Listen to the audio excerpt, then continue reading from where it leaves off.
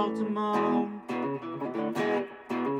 Don't ask him about preseason games, oh no. Stuffing things in Griffin Basso. Despite it being on the internet, he can call it what he wants, so Glenn Clark Radio. Glenn Clark Radio. Glenn Clark Radio.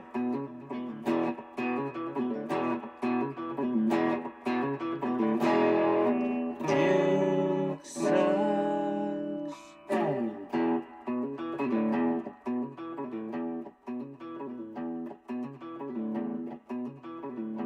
Stewart.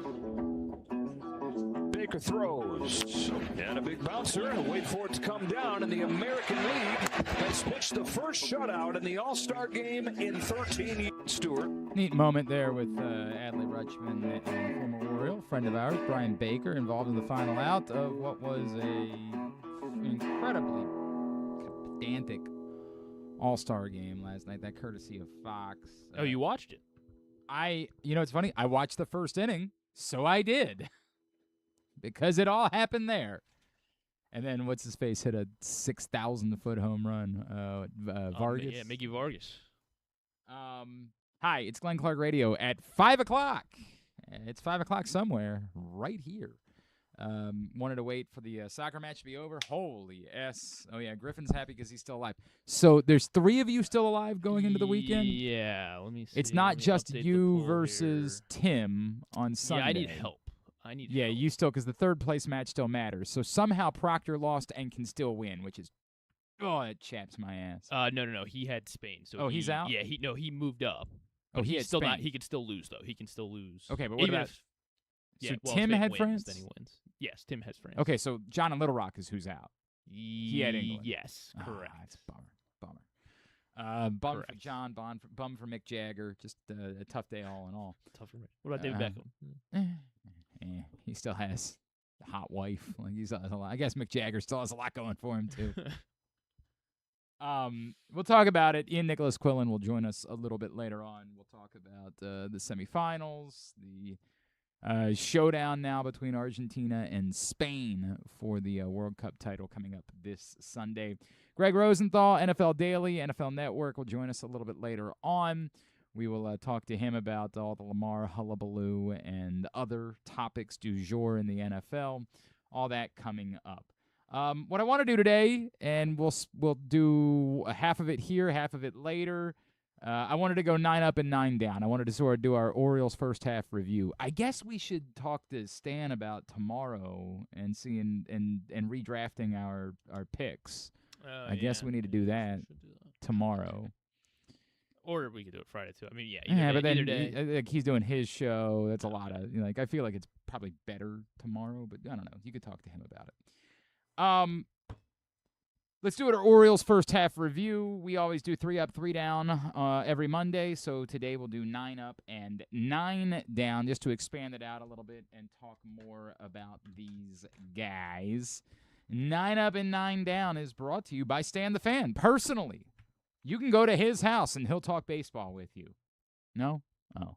Well, but he does do it every Monday. I bet he would. Him, Ross, and Luke. And it's brought to you by Warnken Law as well as the Costas Inn with 2 great locations.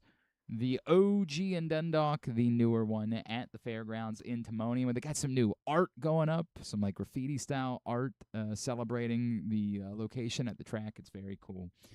Costas Inn, love them. And, of course, Stan, Facebook.com/PressBoxSports, YouTube.com/PressBoxOnline, or PressBoxOnline.com/video. I guess because the Orioles have a losing record, we do up first on this list. So 9 up. I'll begin. My number 9, someone who... Are we doing guys, because there's several guys I feel like who could be on both lists, I right? said that you could be on both lists. Okay. You can be on both. You can have somebody on both lists. I did not, for the record. There were guys that I considered for both lists. But there were too many guys that I thought could go one way or the other, so I didn't do that. And I think the way that I said it on Twitter is that anyone in uniform, so that would allow Craig Albertaz to be considered for either list, but not Mike Elias. Although at some point, I guess Mike Elias could put a uniform on. I mean, I guess that's possible. Can't be much worse than I don't know, certain guys who are going to be up. Number 9, Yanier Cano, who I think it's easy to forget just how consistent he's been this year. 1.06 WHIP, 28 strikeouts, just 8 walks over 31 innings, and he's allowed just 1 home run this season. Yanier Cano, number 9 on my up list. Yeah, he would have been, or I guess he is, one of my honorable mentions. He's not going to crack my top 9. I went with Trevor Rogers is my number 9. He's been obviously really good over the last 5-6 weeks, and there's been more good than bad with I him. disagree with that. There has not been more good than bad. He had one awful month. That's the problem. It was awful. I know, and he's one of the guys who I think is gonna land on both sides of my list here. I'm only okay with that if he's also on the other list. He's on the other list for me. Mm-hmm. I thought about him for this list, and when I started writing it out, I considered him for this list. But he's been so good since June 1st. He's been 2025 Trevor Rogers. Yes. He has been. And this team has not had a lot of good happen to it. You're not wrong, but not enough that he can still that month and a week of good baseball can crap. He's been like a top 5 pitcher ever since. I understand that, but we're not doing the 9 up for the last 5 weeks. We're doing 9 up and 9 down for the first half.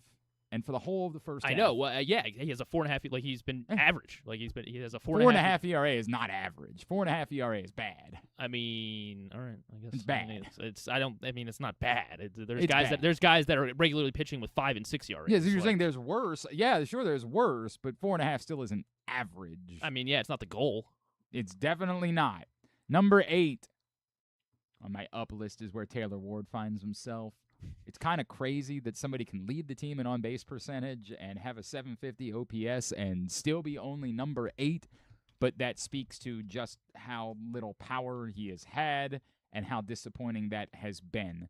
Taylor Ward, number 8 on my list. You got that one right. Oh, yeah? He's my number 8 as well. I mean, yeah, there's not a ton you can complain about. Obviously, it's very bewildering the way the power is just evaporated, but he still leads the team in doubles and on-base percentage.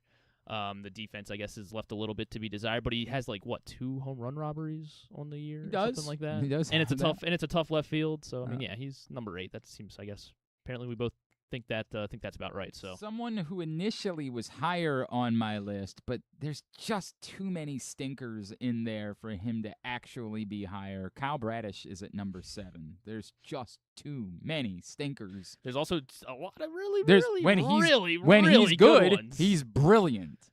But it's just not quite consistent enough. Now, look, on the whole, he still pitched to a 3.61 ERA in the first half, which is pretty good. Which is really good. But a 1.35 WHIP, and when he's bad, he's bad. Look, he obviously needs to be on this list. There's no debate about that. But the Orioles needed him to be an ace, and you can say it's not his fault that they didn't actually address it, but that's what they need. He hasn't been an ace. He's been good enough that he absolutely has to be on the list, but not consistently good enough to be any higher than that. Number 7 is the spot. This is where I'm going to put Rico Garcia. His first, again, this I guess maybe.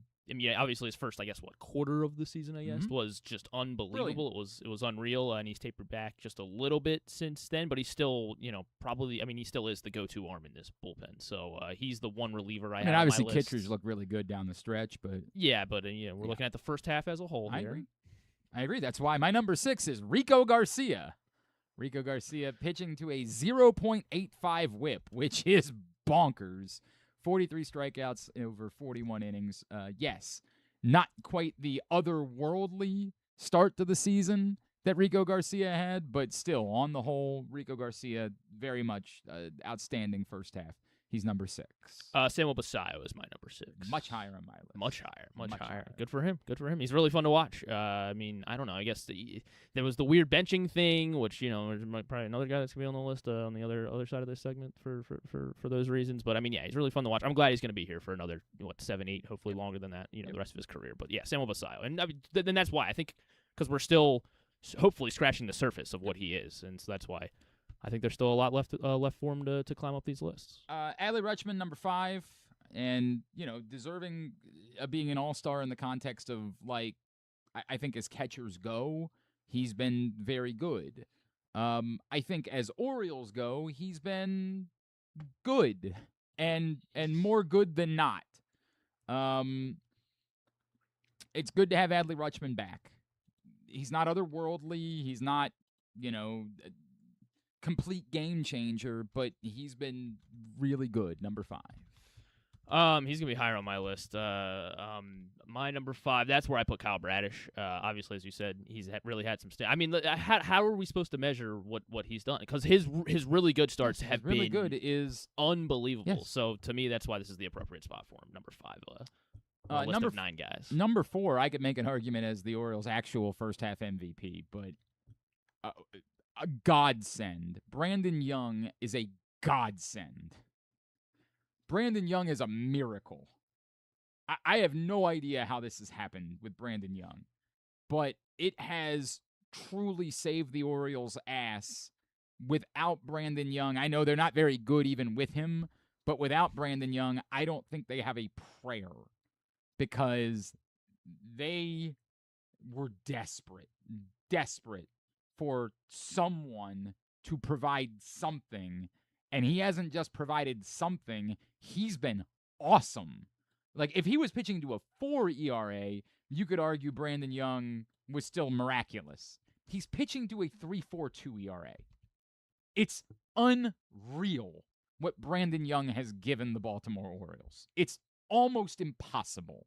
Brandon Young, number 4 on this list. Yeah, he's gonna be higher on my list. I mean, he's had one bad start all season. That's pretty much. I guess there was another one where he didn't get out of 5. I think. Blaze Alexander is my number 4. I mean, yeah, he's been the surprise of the season. It really, really sucks that. Probably not gonna see him again. Samuel Basallo is number 3 on my list. He is threatening a 30 home run season. He's somehow better than advertised. This is a bat that's different than what the Orioles possess. Obviously, his plate coverage has been far better than we could have expected. I appreciate his fire, his passion. I love everything about it. I actually think he's been a better catcher than I thought. That's also part of what I'm measuring here is we talked about Samuel Basallo like he wasn't really going to be a catcher. Trevor Rogers certainly thinks he's a catcher. I mean, couldn't say enough about the guy. I think he's been very solid. But there was the stretch where he caught 3 games in 3 days when Adley was sidelined. I cannot say enough. Samuel Basallo, special. Now, I get it. It's a half a season. And we can say all those things. But this isn't – the ball sounds different coming off of Samuel Basallo's bat. And he's willing to just hit. Like, he's willing to just go with a pitch and drop it out into the outfield. Samuel Basallo, to me, is number 3. I guess, should I have Basallo higher? I guess. But I don't know. I have him at 6. I have Adley as number 3. He's just, again, maybe it's because of how awful he was last season, but he's been really good this year. He still missed, 20, 25 games or something? The only argument I could make for Adley over Basallo is that Basallo still strikes out a bunch. Yeah. But he obviously hits a lot more home runs, and he has a better OPS. I can't make a serious argument for Adley over Basallo. Just that he is the team's catcher. And he has been. I think that really maybe, good at catching. That might be registered. Yeah, he's been better, Yeah. right? Like, he's definitely been better. I think that would register more with me if the staff overall was. I guess it's better than we expected it to be. I don't know. Since he came back, they've been much better. I think. Adley's having a really, really, really good season.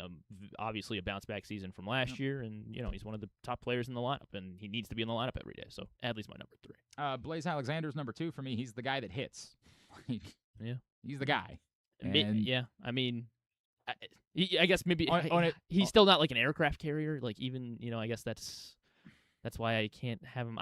Not that I guess Brandon Young's my number 2. I mean not that he's necessarily an aircraft carrier either, but I mean not, he's had that one bad start. The team also just wins when he pitches. I'm all for praising Brandon Young. Don't get me wrong. Blaze was number 2 for me because I just can't ignore the significance of a 312 hitter who is also OPSing over 800. I mean, this is not. To your point, he's not hitting an S ton of home runs, but he does have 12 doubles. It's not just all seeing eye singles with Blaze Alexander. And, he plays the game the way that we like guys to play the game. He plays with his hair on fire. Everything about Blaze Alexander is great. And to your point, it's very disappointing that he's not going to be around. Look, obviously Pete Alonso got off to a slow start. And maybe if your measurement of Pete Alonso is, I thought he was going to be a miracle worker, you might somehow be disappointed by Pete Alonso. But there's no debate about who the best Baltimore Oriole has been for the first half of the 2026 season. He's been as advertised. Yes, he strikes out a bunch. But despite the fact that he strikes out a bunch, he still is OPSing 820. Pete Alonso has proven to be what the Orioles needed him to be, and has been better defensively than we expected him to be. Imagine if you took away the slow start to the season, what you might be looking at with Pete Alonso. He's just been fabulous. Pete Alonso was an easy choice for number 1. The slow start obviously is, I guess, part of it, but it really doesn't seem like it at this point. It's long forgotten. He's been everything as advertised, showing up literally every single day. One of the nicest guys, clearly in the clubhouse. He's very likable, and he's gonna hit 35 home runs, maybe more, probably more, when it's all said and done this season. He might threaten 40 home runs. Yeah. So Pete Alonso is he's the first half MVP. Yeah, there's just no doubt to me about that. Those are our 9 up. If you want to get your 9 up and or 9 down in at Glenn Clark Radio on Twitter or Blue Sky, you can do that. And if you do, you'll be registered to win a Crabs Beer Game Day shirt, courtesy of Pressbox, just for participating in our first half 9 up and 9 down. We will get to the down coming up here in a little bit. Do that after we talk some soccer. Today's show is also brought to you by County Sports Zone. CountySports.zone is the website where you go to find everything you need to know about high school sports here in the state of Maryland. They got you covered for all news updates all summer long, and then they'll get you ready for the start of fall sports season. CountySports.zone, proudly sponsored by your local Toyota dealer and buyatoyota.com. World Cup semifinals are in the books. A dramatic come-from-behind win for Argentina. That's what they do, man. That sets up a showdown between them and Spain. It's the old guy versus the young guy, Messi versus Lamar, Sunday in what should be a sweltering situation in New Jersey. Joining us now, he's been covering the World Cup for Forbes, Field Level Media, among others. He's our friend Ian Nicholas Quillen, and he's back with us now here on GCR. Ian, it's Glenn. How in the world does Argentina keep doing this? Well, I think you have to ask Thomas Tuchel that, for starters. That was a game where if England shows any interest in keeping the ball after going up 1-0, they might have a considerably different outcome. But you can't just sit and bunker and park the bus against a guy like Lionel Messi. You just can't do it. It's funny because we were doing this World Cup pool, and Griffin has Argentina, and so he was despondent, obviously, when he fell behind. But he actually said, and I completely agreed with him, at the 75-minute mark, he was like, yeah, but if they just keep playing on their heels like this, there's no way Argentina doesn't break through. And I was like, I think you're probably right, although I really thought that France was going to get at least one late yesterday, the way that they were being aggressive, and boy, sure enough, they broke through big time. I don't disagree with what you're saying about the England side of it, but still, this is kind of unbelievable how many times Argentina's had their backs against the wall. And some of it is it's so utterly insane that Messi is still playing at this level. Like, yes, he didn't score the goals, but he made them happen, and he certainly made the second one happen. It is, I don't know how to explain the way that Argentina keeps finding this when their backs are against the wall, because on the whole, I don't know that we would say they've played like a brilliant tournament to this point. No, I mean, so it's funny. The thing with Messi in particular is like he's so fundamentally different from pretty much what any other player does, on the field, in that the amount of energy he conserves by just having an agreement with his team that he doesn't really defend except when he, occasionally finds an opportune time. And, you want to talk about how do you make these plays in late games? Well, it's easier to make the plays in late games if you're consciously through an entire 90 minutes or beyond thinking about, okay, I've got to conserve my energy here. I'm not going to empty the tank. I'm going to have something left in the final 15 minutes. And, I don't know exactly how you measure that, but I think it certainly has to come into the equation when you've got, no other team is going to, at the World Cup level, is going to permit one guy to just say, okay, you only have to play on one side of the ball.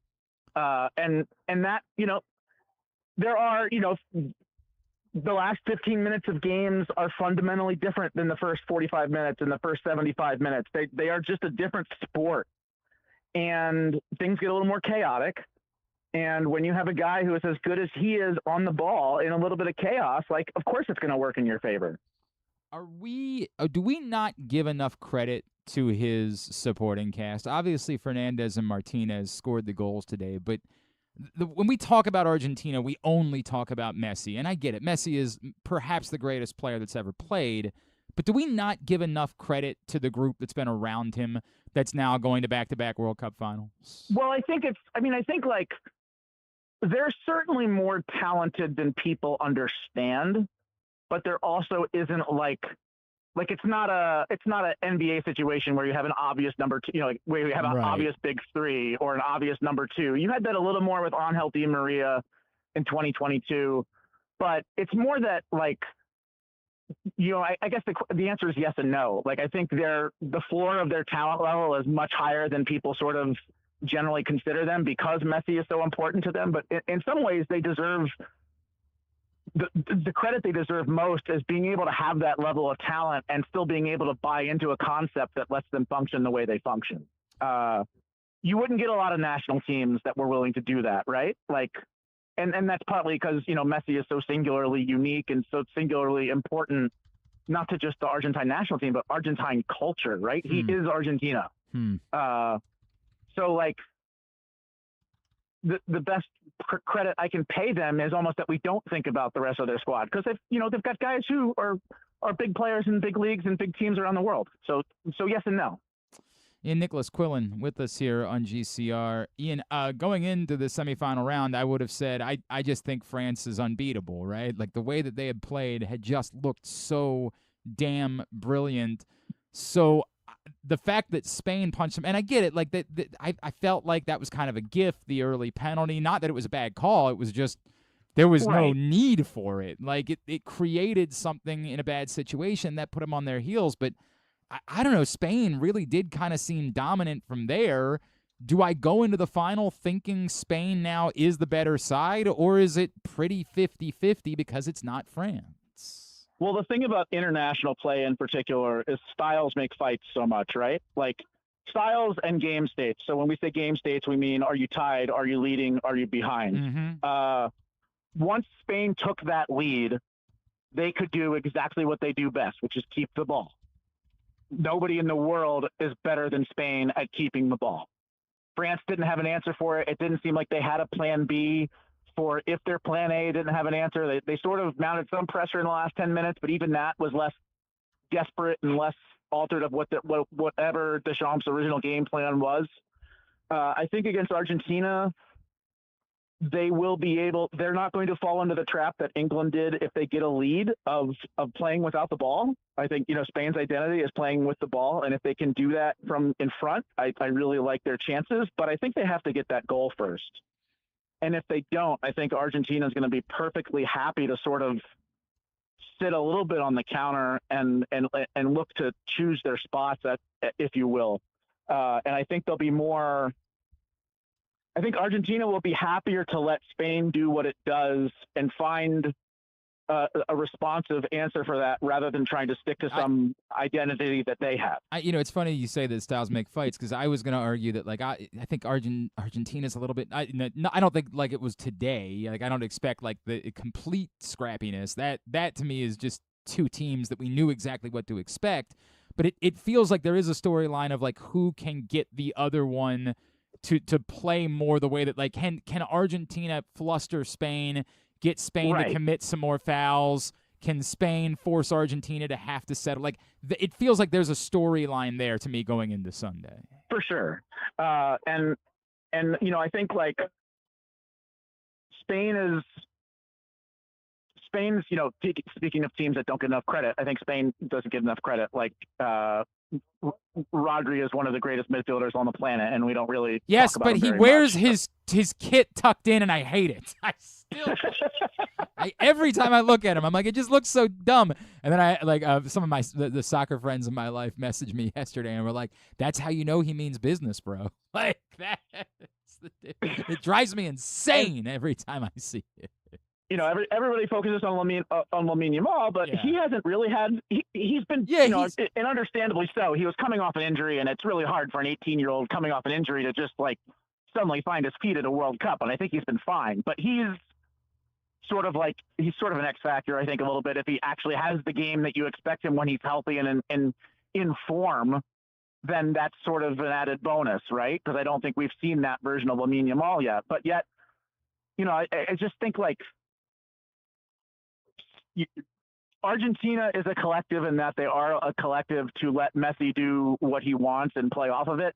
Spain is a collective in that their identity is actually the star. And you won't, that's, in these sort of short sample sizes, identity is really important. And if you can stick to your identity and believe in it and not, suddenly start playing a 5-4-1 or whatever Thomas Tuchel was playing late in that game, it gives you a pretty good chance.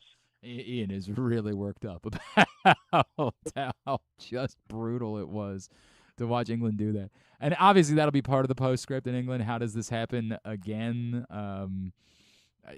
Truth be told, they probably could have given up two more in those last. Like, oh, absolutely. It was 2-1, and it felt like obviously there was the post, and then Pickford made the brilliant save, but like. They hit a post again, I think. Yeah, I mean, it was nuts. Hit a post twice. It was nuts how dominant Argentina was down the stretch. Obviously, I was away for a while, Ian, so you and I did not get to have a conversation, a postscript on the U.S., who just got obviously bludgeoned. And I read what you were writing, and I understand. I'm in a weird place because, yes, it's embarrassing to just get your ass kicked the way. I mean, they did not belong on the same pitch as Belgium. It was a complete ass kicking. That said, unlike, as you know, I was not quite as bullish as you, as Drew was. Like, my expectations going into the World Cup were minimal. And so on the whole, I'm not disappointed by Poke. Like, I really believe that he got about as much out of this group, as I think he was capable of. I think that he stuck with Tim Ream for too long, and that bit him in the ass, but I just never bought in the way that some people did. I thought they were going to lose to Belgium. Maybe I didn't think they were going to get their ass kicked quite that way, but I thought they were going to lose. I didn't think they were as good. Share with me why you think they do need to make change, why you don't believe that Pope got what he could get out of this group. Well. So first, I'll state, I don't know that I necessarily, I don't know that if he coaches, if this team shows up the way they should have showed up, that they win, right? Like, I don't think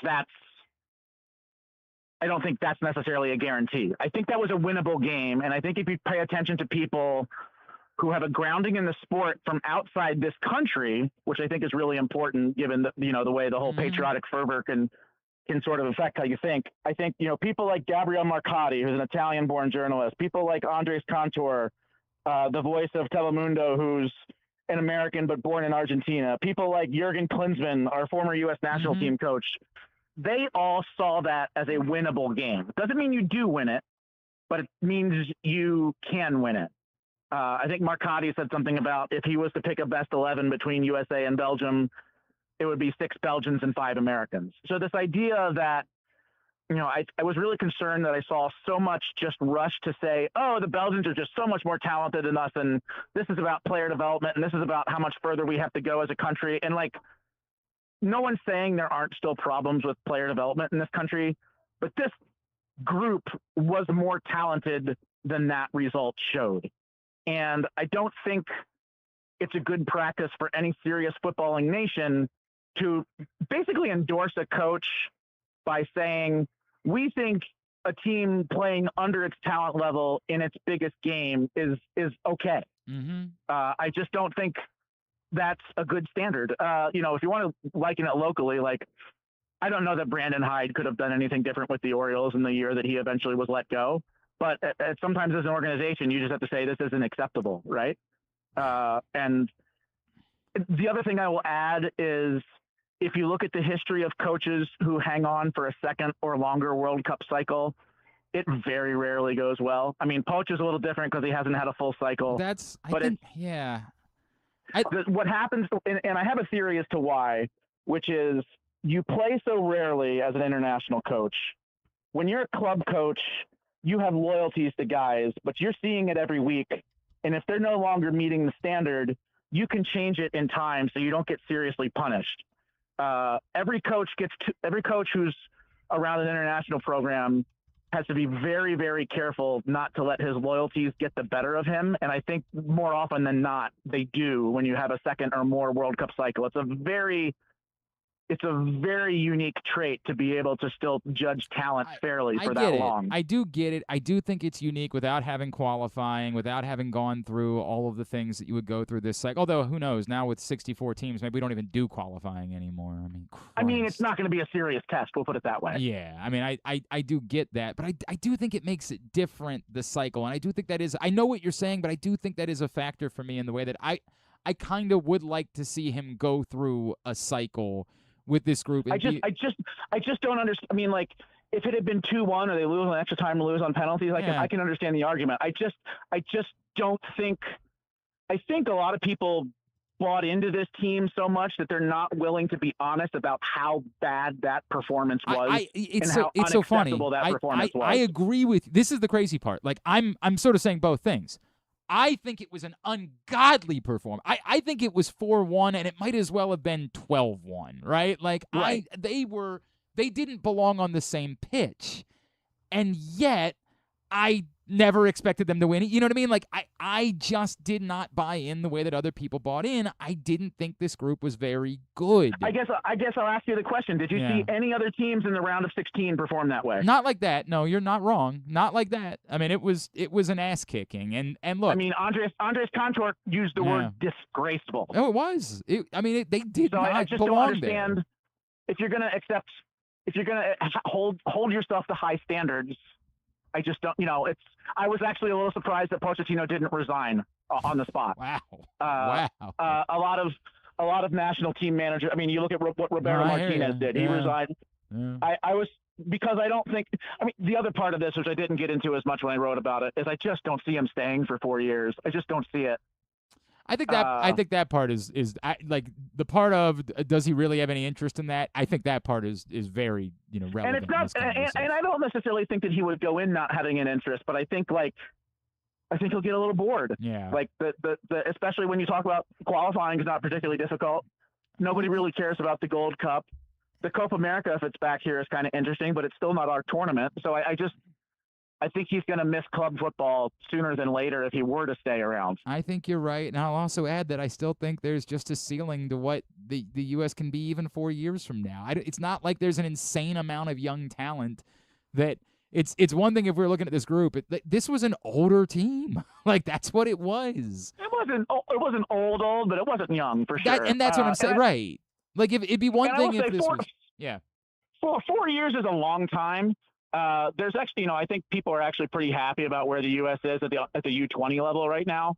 I don't think there's a singular superstar, but there's, I think if you look at a lot of the, academy talent around MLS and guys that are just getting ready to sort of make moves to Europe, those guys haven't really shown on the first team level yet, but it's not unreasonable to think that 3 or 4 of those guys could be involved by 2030. How do we talk like adults about Pulisic specifically at the World Cup? Because you pointed out before the World Cup started that maybe it's unfair to say he's not the guy, but the truth is at the World Cup he has not been the guy. Well, there's a couple different issues, right? The first is durability. It's a major issue. What's the best ability is availability, and he has. If you look at his club season in the second half with AC Milan, I mean, I think people thought he played better than his product was, but he also hadn't played a full 90 since like mid-March, and that was without Milan involved in any European football. They were only playing in the league, and he was still being managed with his hip bursitis or whatever, so he wasn't playing full 90s. Obviously, I don't know if the calf thing was completely separate from that, if it was an ancillary issue. I think all those things are sort of connected. So the first part is, I don't know if he's ever going to be 100% healthy in a way that an elite footballer needs to be and of course everybody has aches and pains, but I just think that, we'll see if that ever changes. And I almost wonder if maybe it would be good for him to take a half season off and try to get his body right and explore with his team, whatever he does physically. As for the sort of intangibles and leadership side of things, he does remind me a little bit of and I don't want to say he's the same player. I don't want you to misconstrue me, but he reminds me a little bit of where Messi was at this stage in his career. I don't know if you remember Messi in 2014 or 2016, where it was sort of like he still hadn't figured out how to live in this world with his personality, which isn't particularly extroverted, which isn't particularly charismatic. Yeah. And he was doing great things at the club level, obviously way more than Pulisic has, but it was always sort of like, what have you done for the national team? They fell just short in the 2014 final. And then he missed that penalty in 2016 in the Copa America final and penalties. And he actually retired from the national team for a couple months until they talked him back into it. So I do suspect that guys who sort of have, they don't have that type A personality in terms of how they interact socially with folks. Maybe there's, some growth that happens a little bit later. And also maybe there's some reason not to completely write off the next 4 to 8 years of his career as far as the U.S. national team is concerned. I'm not saying I count on it, but it feels reminiscent to me. You hope there's time. It's not over, but I get it. He's got to be better. He's got to be better. For sure. Absolutely. And he's got to be healthy. Yep. That's the main thing. He's got to be healthy. All right, Ian, remind everybody where they're finding you. I'm on Twitter at Yak Diesel, or X, I guess we call it now. I'm writing regularly at Forbes.com. Just Google my name, Ian Nicholas Quillen. We'll see if I'm at the final. FIFA doesn't really let us know until 48 hours before the matches. So helpful. We'll see if I get to go or not. It would be wonderful to go. It would also be totally fine at this point to watch from my couch. I get it. It's been a long month. It's been a long month, man. It's been a hard month. Still, it's worth it. And then 5 days after the final, I will be back at Camden Yards on Friday night, July 24th, covering the Atlanta Braves for MLB.com. Very good. Ian, always appreciate you, brother. Thanks for doing it. All right, man. Thank you so much, guys. See you, buddy. Cheers. Ian Nicholas Quillen with us talking World Cup as the final is set. We'll come back in and we will go over the down for the first half for the Baltimore Orioles. That's next. Glenn Clark Radio. The stars are shining brighter at Live Casino this summer. Celebrate America's 250th with $1 million. Earn entries daily July 1st through August 29th and snap a pic with our game board for a chance to win $100 in free play every week. We'll draw 50 free play winners each Saturday and $1 million winner on August 29th. Light it up at Live Casino. At Arundel Mills, must be 21. Please play responsibly. For help, visit mdgamblinghelp.org or call 1-800-GAMBLER. Your car is more than just a ride. It's an investment. At Leading Edge Auto Body in Mount Washington, we've spent over 20 years perfecting the art of repair. From high-end imports to your trusted daily driver, we handle all makes and models with elite precision. Our team holds the highest honors in the industry, including ASE Master, ICAR Platinum, and specialized aluminum certifications. We make it easy with free towing, pickup, and delivery because at Leading Edge, customer satisfaction comes first. And remember, with insurance, it's your car and it's your choice. Choose the experts. Leading Edge Auto Body. Quality you can see. Service you can trust. Go to leadingedgeautobody.com today. Gambling can be a fun and entertaining experience, but there are risks involved. If you're planning on betting on the game at the casino or on your phone or computer, know your limit, stay within it. Set a budget and a time to stop. Remember, gambling isn't a financial solution, and it doesn't mix well with alcohol or drugs. Know the risks and have a plan before you begin gambling. For free and confidential services, call 1-800-GAMBLER 24/7 or go to helpmygamblingproblem.org. This is Byron Warnkin. If you've been injured in a car or truck crash, you probably know this is stressful. Medical bills, the insurance company giving you the runaround, you got to get your car fixed. You don't just need a lawyer, you need results. At Warnkin LLC, we represent the injured across Maryland. Whether it's a car or truck crash case, medical malpractice, or any other serious personal injury, we fight for maximum compensation for you and maximum ease for you. You don't want to have to deal with this stuff. Warnkin LLC has been voted best personal injury law firm in Maryland for a reason. For us, 443 Results isn't just a phone number, it's our mission. Get the advocate that you need. Call us today, 443 Results, or visit us online, warnkinlaw.com. That's WARNKENLAW.com. Make the most out of every day in your Toyota RAV4. Available in hybrid or gas-only models. A RAV4 can get you where you want to go in style. Check out buyatoyota.com for deals on new RAV4s from your local Toyota dealer today.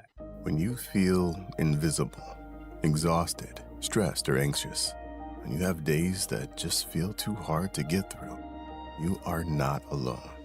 If you or someone you love is struggling with mental health or problems with drugs or alcohol, help is right in your hands. Call or text 988 to get support whenever you need it. Help is here. Call or text 988. Brought to you by Maryland Department of Health. Coming back in here with Glenn and the other guy, Garrett, whatever his name is. You know who they are. All right, back in here on GCR as we continue along here on a Wednesday edition of the program. Let's do the other side of the conversation. Let's go over the down list for the Orioles. 9 up, 9 down is what we're doing. Normally 3 up and 3 down, but, you know, it's a more comprehensive look at the first half. I'll begin. It was tough. Both numbers 8 and number 9 for me were difficult because I don't think they've been bad, and we alluded to one already, but they haven't been as good as they've needed to be. And so Shane Baz is number 9 on this list. Again, he's not bad, but he was the Orioles' major pitching acquisition, and he's just been so-so. Pitching to a 4.2 ERA in the first half of the season. Giving up a lot of hits. 113 over 111 innings. He's, you know, he can be electric, right? He has 99 strikeouts this season. There's so much to like about his stuff, but like this notion that the Orioles were acquiring something that, like, hey, you know, you take away what happened in the spring training stadium last year and he was brilliant. Like, you just don't see brilliant consistently enough. You kind of just see that this is sort of who he is. He's just sort of a mid to back end starter, and that's fine, but the Orioles suggested they were acquiring because he was a top of the rotation type of arm, and you just don't see that consistently enough to buy it. He's number 9 for me on the down list. Yeah, Baz I went back and forth with a lot, and for that reason, I guess I just ultimately was like, well, he hasn't been good enough to be a top 9. He definitely hasn't been that. And I don't think he's been bad enough either to be a bottom 9 guy. So I really did. I toiled back and forth with him a lot and was like, you know what? I think he's just kind of not like he's eaten the most he's definitely eaten innings of anyone else on the team. Yeah. And I think, you know, it's just honestly, it's just too early. It's just too early to really make any kind of assessment about what Shane Baz is for the Orioles. There's been some good, there's been some not great, and you take the good, you take the bad, you take. Never mind. I wonder. He's not supposed to be here, but he was. And he was terrible when he was here. Trey Gibson's my number 9. I can't put Trey Gibson. He's got like an 8 ERA. He's made like 7. He's made 7 starts, and he's got a nearly 8 ERA, and he's pitched 33 innings. Like Look, he is part of this team. Like yeah, that was he's kind of part of. He's not really part of this team. They needed him to pitch, and he was bad. He was the 9th starter for this team, which is kind of why I lean. That's why I had to leave Baz off the list. Like if Baz wasn't here, then we would have had Trey Gibson and then some. Like the pitching for this team. Like right, but they need Baz. Trey Gibson was a guy that had to pitch because the house was on fire. Shane Baz, they need Shane Baz to be a pitcher, and he's been a guy. And he did pitch, and he was awful. So Trey Gibson's 9. Trevor Rogers is number 8 on this list. We talked about him already. When he's good, he's really good, and he's obviously been very good going into the break. There are other guys that have been good going into the break that we'll talk about, but for the whole of the first half, he just wasn't very good. He pitched to a 4.48 ERA. He's supposed to be a number 2 starter. The whole of that is why he's number 8 on this list. I have him one spot higher as my 7. That's because I have Bradish as my number 8. Like the 2 starts, the 2 great starts, like 2 unbelievable starts and 1 really bad start thing. It's really really weird. Yes, it's frustrating. His first month wasn't good either. I mean, there are too many guys for me to have Bradish on the down list as well. Like I said, maybe I'm making too many excuses for some other guys then, but we'll find out who you have, and I don't. Yeah, there's got to be some guys that you didn't put on the list at all, which is it's got to be crazy to me. Like I said, nobody made both lists for me. Alvarez is number 7 on my list. There's too many players that I think are responsible for me to not, or for me to have him higher. I don't really know what Craig Alvarez's level of culpability here is. Yes, the Basayo stuff was weird. His comments after Gunnar got hit were insane. His unwillingness to call Gunnar out, we'll get to him. There's a lot there that's confusing, but I don't really know how much of it is his fault, how much of it is the way the team was put together, the development that hasn't been there. I don't know, but he's the manager. That was the guy they committed to, and they fired their last manager, and he hasn't been good enough, so he's got to be on the list. He's number 7. He is on my list as well. I have him a little bit higher. I gave you my 7. My 7 is Trevor Rogers. That's right. Kobe Mayo's my number 6. Yes, he's hit 12 home runs, and that's good, but it's also a statement that you can hit that many home runs and still only be OPSing 659. 12 home runs, 659 OPS. And while he's maybe looked more comfortable, we talked about this yesterday with Zach Moore, he's looked a little bit more comfortable at third base than I think we expected him to when he had to play there. But he still made some really bad plays. But it's the throws. The throws, he can get to the ball. His instincts are good. You see something, and then you just don't know where the throw is going. And it's not because he doesn't have the arm. He's got the arm. It's why it is that they didn't think he was a third baseman. And unfortunately, he's going to have to play some more third base. That's the reality.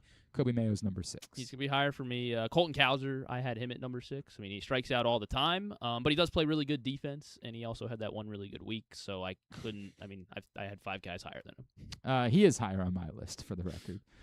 Jackson Holliday's number 5. It's tricky because, yes, the bat kind of came to life a little bit going into the break, as I mentioned earlier. There were some guys that showed some signs of life. But still, this is about what they need Jackson Holliday to be and what he isn't. And he's never really improved as a defensive second baseman where you've said, that guy's a difference maker. He's just not looked like a 1-1. The bat coming to life at the end was enough for him to be lower. I think if you had asked me 2 weeks ago, Jackson Holliday would have been number 2 on this list. The bat came alive, and that dropped him down a little bit, but still on the whole, you don't it's hard to look at Jackson Holliday as part of the solution for the Baltimore Orioles right now. He's number 5. Yeah, he was another one I struggled with. Ultimately, I'm leaving him off the list. Like the hamate bone injury is a really weird injury to come back from. He's only been here for a month and a half, and yeah, I agree, it's not been good. But like I think there's guys that have had everything going for him who have been way worse, and that's why I had to leave him. I had to leave him off my list. That's no Holiday for me. So that's where I have Craig Albertaz as my number 5 because same deal, just kind of right in the middle here. Like the Posada benching is really weird. I'm not over that. And the team isn't good. The team's not good. Like that at some point that does fall on the manager. At some point, at most, it still is on the players as well. But yeah, he's number 5. That seems appropriate to me. Colton Cowser's my number 4. Yes, the defense is really good. I think it's sort of a statement of how bad he's been offensively, that like he's been this good defensively, and yet I still think he's number 4 on this list. I just can't ignore it. He's OPSing 652 with that really good week. Yeah. He's OPSing 652. He's an everyday player because you desperately need his defense, like desperately. But it's such a problem that he's an everyday player. It's such an issue that the Orioles don't have better options in the outfield. Well, they just drafted Eric Booth Jr. That's right. Maybe that'll be the case. Colton Cowser's number 4. We swapped Colton Cowser and Kobe Mayo. Kobe Mayo is my number 4. I mean, yeah, same deal. He strikes out a ton, but he has bad defense. So that's why I had him ahead of Cowser. And also he's had opportunity after opportunity. He's going to have more opportunity now with Blaze Alexander down, and he just has not seized it. Mm-hmm. And I mean, the home runs are cool. I like seeing balls go 450 feet and into the second deck in left field, but he only can do that against lefties. Like, it's true. Kobe's my number 4. Chris Bassett's number 3. Yes, he got hurt, but he wasn't good before he got hurt. 5.27 ERA, 1.63 WHIP. They were having him piggyback because he couldn't start games. I mean, it's just he has not been helpful. There's no way around it. They're going to need him to pitch if he returns. They're going to need it, but it was bad. Number 3, Chris Bassett. You finally got one right. There we go. Yeah. I wonder if you're going to flip-flop knowing your hatred, but it shouldn't be. Tyler O'Neill should be number 2 on the list. You got that one right. Yes, he's been an unmitigated disaster, but he's also not played every day. It's not as much of a problem as number 1. Tyler O'Neill's number 2. Tyler O'Neill. And he did hit a couple home runs there at the end. It doesn't matter. I'm not.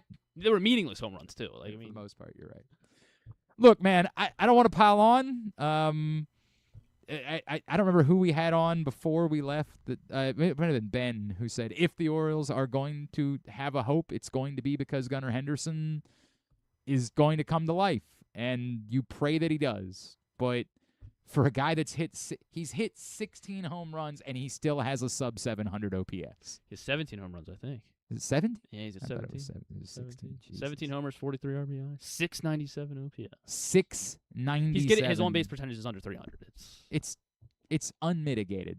It's unmitigated. What a mess it is. And obviously he kind of stopped. He hit like the majority of those home runs in the first few weeks of the season. Yeah. It's a disaster. It's a disaster. Gunnar Henderson's number 1 with a bullet. Yeah, I agree. Wow. I do. Look at us. Yeah. We got our top 3. If we had done 3 up and 3 down, yeah, it would have been boring. We would have really the boring. exact same 3 down, which is wild. Yeah, we'll get those. Truth be told, there weren't a whole lot of other guys that I mean, like, it's funny because when I thought about this list, I was like, well, obviously There's going to be more down, yeah. No, I thought Leody Taveras would be on the up, right? Yeah, and Jeremiah Jackson. Well, I think that we knew that Jeremiah Jackson had cooled off Yeah. significant. I think that we've kind of missed how rough it's been for Leody Taveras the last month or so. Someone who arguably for the first 2 months of the season was in the conversation for Orioles MVP, but it's just sort of fallen off the face of the planet. Now the first 2 months still happened, so it wasn't enough for me to put him on the down list. But he still plays. You feel good about his defense, though. Good enough about his defense. Like, I don't think you would want him to be the everyday center fielder, but in right field, like, and particularly given what your options are, you want him out there over Tyler O'Neill. Yeah.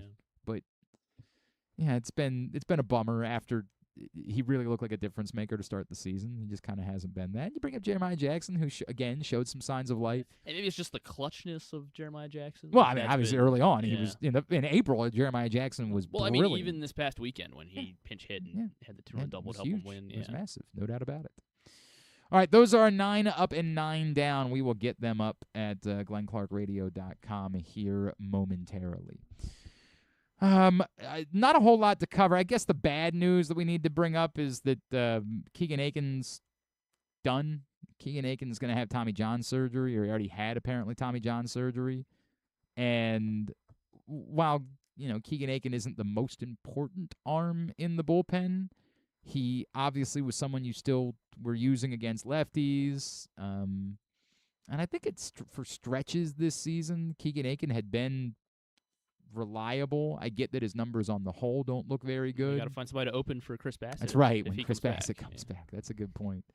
Look, his numbers on the whole this year have been bad.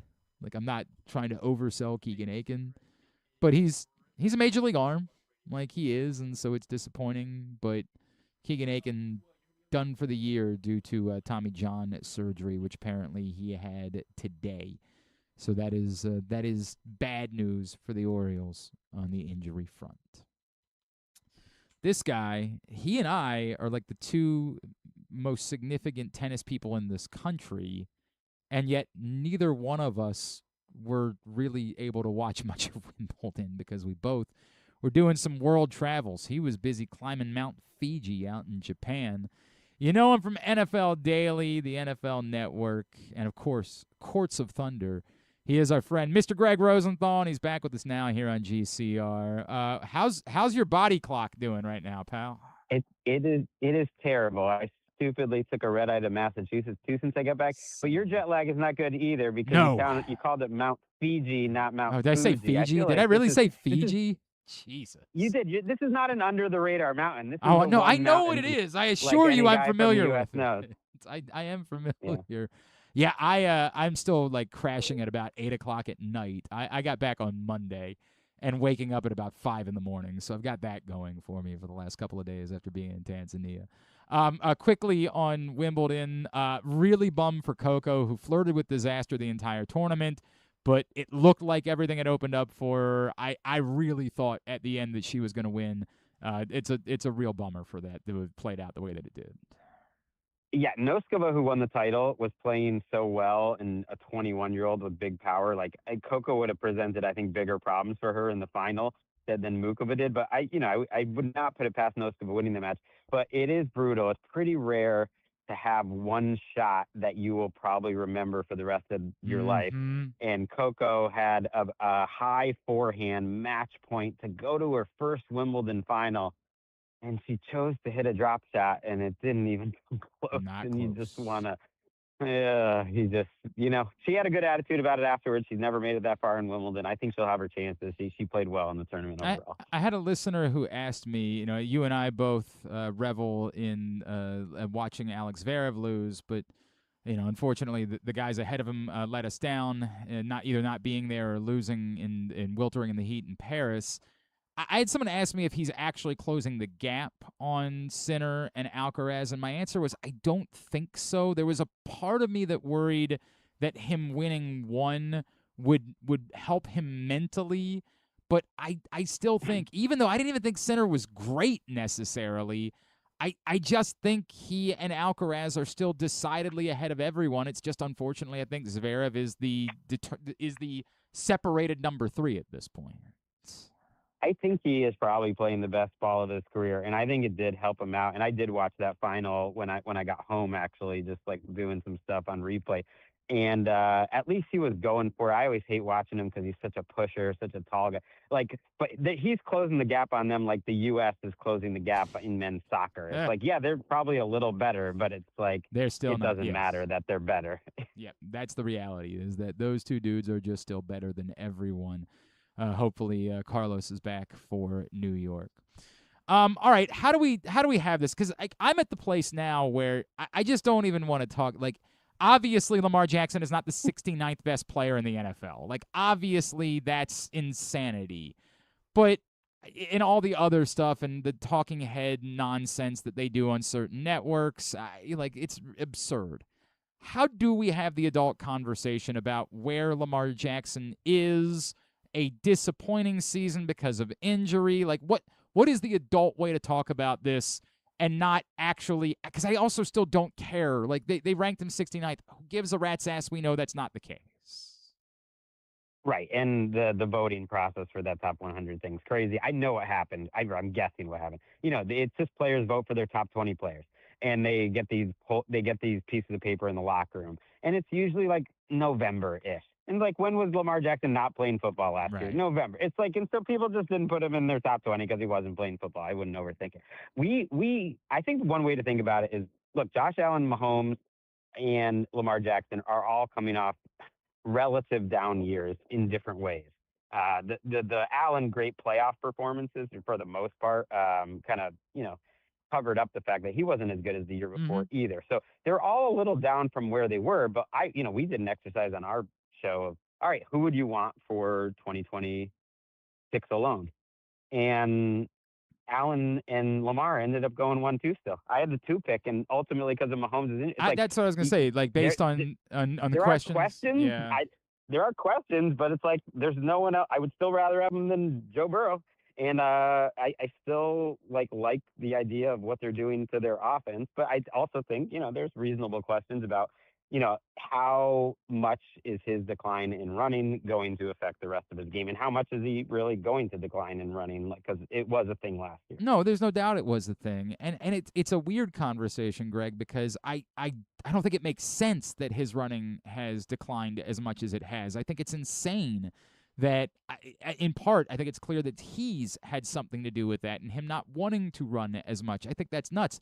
But in a bizarre way, I actually think we saw, and certainly down the stretch in the Pittsburgh game, he's answered any question that existed at the beginning of his career about, can he pick you apart as a passer? Yeah. Yes, he can. Yeah.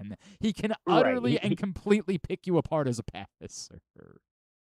He just needs it as a threat. I think he needs to be in optimal condition, and that means just healthy. And I think he wasn't 100% last year, and that affected his desire to run and the threat. And I think he threw the ball. I think he showed last year he can, kind of like Josh Allen did the year before, he can play dink and dunk ball. Like, he is a top 5 pocket quarterback in the league. I think the biggest problem that didn't get talked about with Lamar last year is there weren't the wow throws.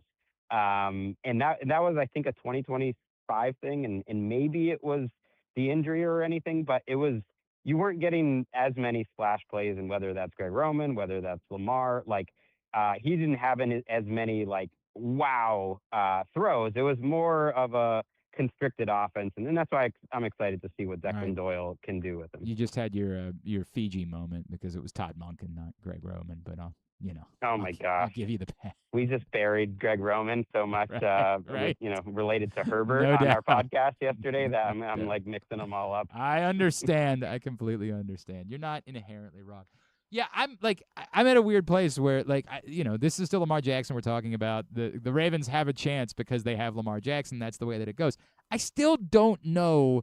When I see the Ravens as favorites or betting favorites in the AFC, there's still this part of me is really? Don't they have to reprove that before I just don't know that I can buy that necessarily. As much as I think they have a chance to be that, I still feel like they kind of have to prove that with a new head coach, new offensive coordinator, and a healthy Lamar. That part is weird to me. Yes, and they have major questions in terms of their defense and their offensive line too. That really surprised me, but I think when I've dug into it a little more, it's really all about the schedule, kind of inflating their wins. And when you really look at it in terms of how I think the betting markets and even some of the advanced stuff like Football Almanac looks at it, it really seems like the top 5 or 6 teams are getting spit out pretty even in the AFC, and that they're all really good teams, and the Ravens are one of them. But the Bengals and the Ravens specifically are getting a real bump in these projection models from the out-of-division schedule. And look, sometimes that ends up being fool's gold, and sometimes it ends up being exactly what you think. And you have the 2025 Patriots, which at this time a year ago was getting projected in Vegas to make the playoffs, despite not a lot of evidence, and it was almost all on the schedule. And you know what turned out? Like, the schedule really was the easiest in the league, and it really did change their entire season. So I think that's a big part of why Baltimore and Cincinnati specifically are getting juiced up a little bit in those markets. The last time you and I talked, we talked about wide receivers and how many significant, prominent wide receivers were free agents. And here we are now on July 15th, and almost all of that group is still a free agent. And that says to me that some of it might be that, like, some of this is player driven, where some of these guys are just like, look, Keenan Allen's like, dude, just call me in August. Like, I'm not running around in 100-degree heat. I'm not like, that's what it suggests to me. But are you surprised at all that, like, that the market is still as deep as it is? Yes and no. Look, I probably overrated Diggs a little bit. Stephon Diggs coming off his off the field issues. I think if he didn't have those, he would be in a different situation. And then, when you look at Deebo Samuel or Keenan Allen or some of the, those are guys who probably had expectations of what they were going to make. The young guys got paid pretty quickly, and got paid plenty. Even a guy like a Romeo Dobbs is getting $18 to $20 million in this market. So it's really like the older guys. But man, could the Ravens use the football skills of Stephon Diggs specifically. We've been talking about it on the show. He was still a very valuable player. I think the Patriots like the experience, except for the legal stuff, which is not, a minor thing. So they're going to have to figure out. But the Ravens are a team that have been known to, take a chance on a guy they went from all to nothing, right? Like, and the aftermath of the Ray Rice stuff. And then weirdly, even after the Justin Tucker stuff, they still drafted Mike Green, right? Like, they still said, we've kind of reversed course on this. And so I'm kind of with you. I still think it's plausible that it works out that way. I know that you and I have talked about this before. I still can't escape it with Keenan Allen. I am convinced that you and I are going to be 100 years old, and Keenan Allen is still going to be a productive wide receiver. Like, I just don't know. He found a way last year, but I do think the fact that the Chargers aren't that eager to re-sign him, he has had a thing lately, and I see this with a few different veterans where they'll, like, start out pretty well, but they're not built for 18 games or, a 17-game schedule, 18 weeks or everything. We need to have with some of these veterans, especially in football, some, like, load management. That would never happen, but a guy like Keenan Allen probably would be take better a couple weeks off in the middle of the season. Boy, that's a great thought. I had not even look at you. You can do an entire podcast about this topic. It sounds nuts, but I think you're 100% right. That, like, with certain Football's veterans, so hard for those over 30 guys. It's so hard for the 25-year-old. It's just brutal. That's why I think Aaron Donald's coming back, but I think he's coming back like in mid-November because he knows how hard it'll be. Calais Campbell, and obviously, a tragedy that's befallen his family, but, like, Calais Campbell's 40 years old. 40 years old. Give him a couple of weeks off. Maybe don't make him go to Brazil. I was gonna say he sort of disproves my theory because he's great every year, but actually he's pretty similar. Where in September and October of every year, he's awesome. Still like one of the best defensive tackles in the league, and then after that, he's just like a solid enough player, and he fades a little bit. Like, you get to that Brazil trip, just say, hey, bro, like, you don't have to go. Like, we'll see you next week. It's all good. What an idea that is. All right, I'm gonna leave you with this one because we had Joe Flacco on yesterday. And we were talking about how Joe has sort of become like America's sweetheart on this side of his career. And it led to us trying to figure out who the biggest America's sweethearts are in the NFL at this moment. Like, who are the guys? And it's shamefully, it took us like 10 minutes to finally remember that, like, Jameis is basically at the top of the list at this point. But who are the, like, truly most beloved, easy to root for guys that everyone wants to see succeed in the NFL in 2026?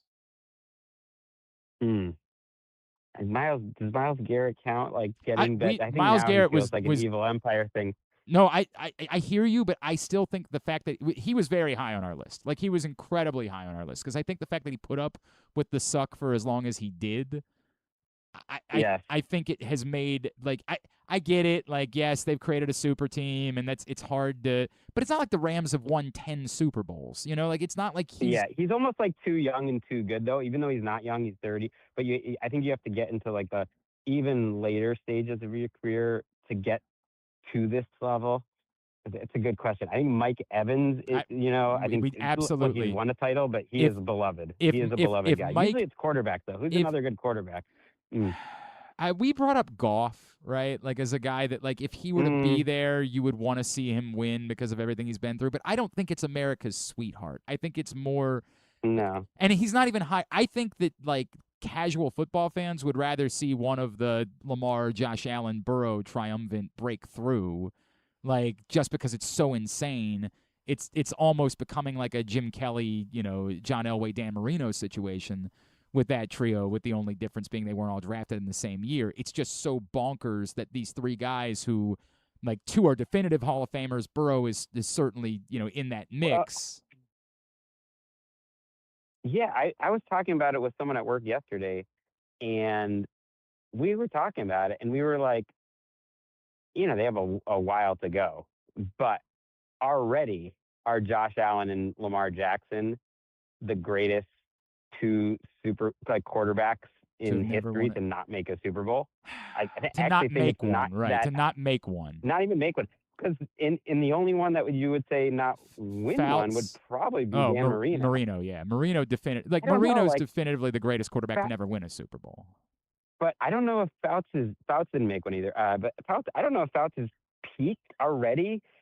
He didn't. I don't know if he had a 5-year peak that Allen and Lamar. That's a really good. Had. So, like, Fouts and Moon are the greatest quarterbacks to never make a Super Bowl, and you're probably right that, like, definitively, like, Allen. I said yesterday that because this conversation is silly with Lamar. All that matters is Lamar going to win a Super Bowl or not? It doesn't matter in terms of, like, he's a Hall of Famer. It's just, is he going to win a Super Bowl or not? Right? Like, that's the only thing that stands here. And I brought up like, you can say he hasn't made a Super Bowl, or if he doesn't make a Super Bowl, but, like, we've already defined it. You can get to the Hall of Fame without making a Super Bowl. Dan Fouts and Warren Moon have proven that. But it is interesting because I said that, yeah, I'm like, and Lamar Jackson's definitely better than Dan Fouts. And so you're right. Yeah. Like, because I think Josh Allen is definitely better than Dan Fouts. So I think you're right. Well, like, here's the thing, though.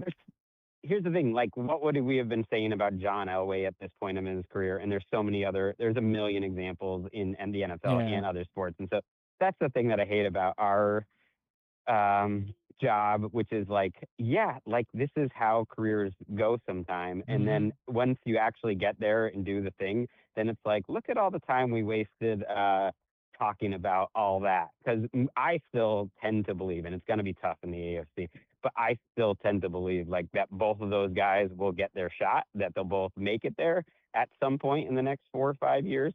And I hope, just for content's sake, that happens, and I hope they win one too. I pray you're right. I do think that Garrett, Evans, like, are two that are very high on this list. And you're right that it's weird we feel that way about Evans, despite the fact that he's won one. But, like, if the 49ers were in the Super Bowl next year, I think we'd all be rooting for Mike Evans is just, like, the most likable superstar. I don't know how to explain it. He's just everything. Everything you want in a football player is what Mike Evans is to me. And I saw some of your interview with Flacco. It was great. It is so true too that he has become that guy. And Cousins, who has done the Netflix show too, has to a lesser degree. Yeah, there's a likability there. It is really funny though, because I did not feel that way about Flacco when those stories with him and Lamar, like, this happens with a lot of quarterbacks. Like, he would not have been, and I've got a comp for you before we go. Okay. He would not have been the guy that I would have thought loved ball so much that he just keeps playing and forever. And it almost reminds me of some of our tennis heroes who, at the the middle of their career, Agassi or Serena or whatever, like, people would, like, question their love of the game or whatever. I used to think that about Flacco a little bit, and was he a good guy, like, ahead of? And then I think when sometimes those people, like, they settle into the end of their careers, and I think Serena is definitely one example of, like, people, how much does she love the game, and then in the end, it's like, yeah, she's the one that's playing forever. It's an interesting and ever, comp, better right? than ever when they're older. Because like Agassi would tell you he didn't love the game, right? Like, he didn't. Right. Period. I guess that was a bad one. Yeah, but he was just really good at it, and kind of grew to appreciate. Like it's a weird. I know what you're saying. It's difficult for me because I think I've been very friendly with Joe for a very long time, and so I have known Joe probably a little bit better than other people have, and I've always found him way more fascinating, and I don't know that this has stunned me that he's grinded it out. Like there's just a part of me that like Joe doesn't want to do anything else. He doesn't have other interests.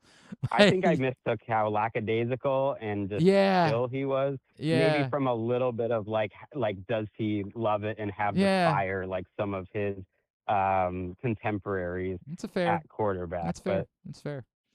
Remind everybody about the podcast. Yeah, NFL Daily. And we got training camp starting next week, the first team show up. So then we really live up to our name, and we are back to being daily next week. Looking forward to it. At Gregg Rosenthal with 2 G's. That's how you follow him as well. Thank you, buddy. Appreciate you. We'll talk soon, all right? Thanks, Glenn. Gregg Rosenthal with us here on GCR. I had a couple people that like brought up some other names. It's funny that like ultimately the names that Greg brought up were kind of some of the ones that we zeroed in on yesterday. There we go. Should we tweet out our list? You want to do a definitive? Yeah. Should we do a definitive top 5? Just this is our engagement. I used to do it a definitive power ranking segment, like whenever. Well, not even a segment. We just tweet this, and we're trying to get. Oh, trying to piss people off. Try to get people. But then you want to do the bit where like we have like 4 like legitimate ones. I think like we throw golf on there, and someone might, or we throw a bad one on there. We throw one. Yeah, bad I was gonna one. say who's someone like is. No, I don't like that. I don't like that. I don't want to. You don't want to. I like engagement. I want you to do engagement bait, but I want you to do. It's not working. I want you to do. I know, but I want you to do GCR engagement bait, and that's the problem. I want you to do something that's. I feel like we can. Well, I think anytime you post a ranking, people will get. This is quick. What would? Oh no, I don't want to. I think I tag Netflix because that's that's obviously the algorithm's been eating that up for the past 24 hours. So I'd be like, after chatting with Joe and watching Netflix. I don't think the numbers did all that great on TikTok. I was disappointed. No, they did. I don't know what's going on with TikTok. The last week it's been bad. I don't know what's. Well, no, it wasn't all of them because there was like while we were gone, there were a couple that I noticed that were like TikTok has been. Not on TikTok. We've been good on Meta. We've had good success on. And Twitter's been modest. No, what was it? Who was talking about Ben McDonald and Gunnar Henderson did really well. Not like my standards, I guess, are growing now. Oh, because we've had a few that were like bonkers. Yeah, but we haven't had a bonkers one in a while. Well, thank you TikTok. for keeping me grounded. We haven't. Yeah, I know we haven't. Randomly, what was the last? You're looking at TikTok. The last right now? bonkers one was Drew predicting the U.S. in the. No, that was a good one. Yeah. In the World Cup. And maybe we should have stuck with more. We should have kept trying. I don't know. World Cup content. I don't know. Well, you can fish. Today's is doing better than yesterday's already, so that's a good sign. Fish for that today. I don't know, man. Yeah, it's very weird. Well, I mean, but I was just gonna send out. We decided to rank our top America's sweethearts in the NFL. NFL sweethearts. NFL sweethearts. NFL sweethearts. Top NFL sweethearts. This could be an actual segment though, and it's 6:30, so I don't want to do it today. That's the thing. Well, but I think we got to do it. I don't know. I don't know when like the quarterback. I don't know either. The quarterback stuff's gonna die off. I don't have that. So I feel like we should. All right. Well. Or I see. What we could do. What? To really try to rile people up. What? All white guys. But we say it's NFL sweethearts. That'll piss people off. No. It would piss me off because it's Jameis. I really got to think about what my list would be. I have it as I guess my list, and then we can discuss. Jameis. I just said we weren't doing this segment. I think it has to be today, though. I don't think it has you. Because this is also website content. We already have website content today because we did 9 up and 9 down. Well, we got website content for tomorrow too with Stan. Are we doing that? I haven't talked to him yet, but what's that even mean? I'll drag him out of bed at 3 in the afternoon. Yeah. So no, you don't want my list then? Right. Jameis. Yeah. Flacco. Okay. Garrett. Okay. Evans. I would flip-flop Evans and Garrett, I think. I have Garrett ahead of Evans. I think. I get the argument is that like Evans won. Like, it is wild that we forget that Evans won one because it was like Tom Brady and Rob Gronkowski like showing up in Tampa. But He did, and so I understand that. But Flacco also won one, so like, I just think it's the reverence that we have for Mike. Mike Evans, I think, is like the most revered. In part because it's wide receiver that we're talking about, and like that position has been the home of Antonio Brown. And he's a guy that clearly has like everything together. He's just been a great football player. That's all he's been. He gets in fights with Marshawn Lattimore every year. That is but you also kind of like the passion. I know. Yeah, I'm saying we like that, but I'm saying when we like he still isn't all that sane, I guess. No, but he's not. He's never a problem away from it. Like you guys that are Steve Smith was pissed off constantly on the field, constantly, but was never really a problem otherwise. Like he was just a guy that had a chip on his shoulder on the field. Oh, I know what we should do that'll fire people up. What? As our number 5, we do Fernando Mendoza. Just already. Oh, he's an American sweetheart. He's already an NFL sweetheart. Who would my number 5 be? Is Derrick Henry number 5? Yeah, I'm between Kittle, Cousins, Henry, Lamar, and Goff, I guess. I don't think Lamar. Yeah, maybe I'm too close to the situation. Yeah, I get it. Like he's. All right, we'll take him off the list. I think Henry might be my 5. I got to think about that if there's somebody else that would be on this list. I think there are other defensive guys we're forgetting about. I guess there's no one on defense is level. It's like T.J. Watt-ish, but he's a Steeler. Yeah, but he's a Steeler. And like Max Crosby, but he talks too much, like Aiden Hutchinson, I think a lot of people got behind because of the injury and like, but not America's sweetheart level, like just like you wanted to see him succeed because he was so good and then he got hurt and like it was just so gruesome that you wanted to see him come back from it. I don't know that there's anybody else that would. You brought up Parsons yesterday. He's not really an America's sweetheart type. I think like Nick Benito's story is cool, Like, we'll do Nick Benito. But he's not America's sweetheart. Like he's not that.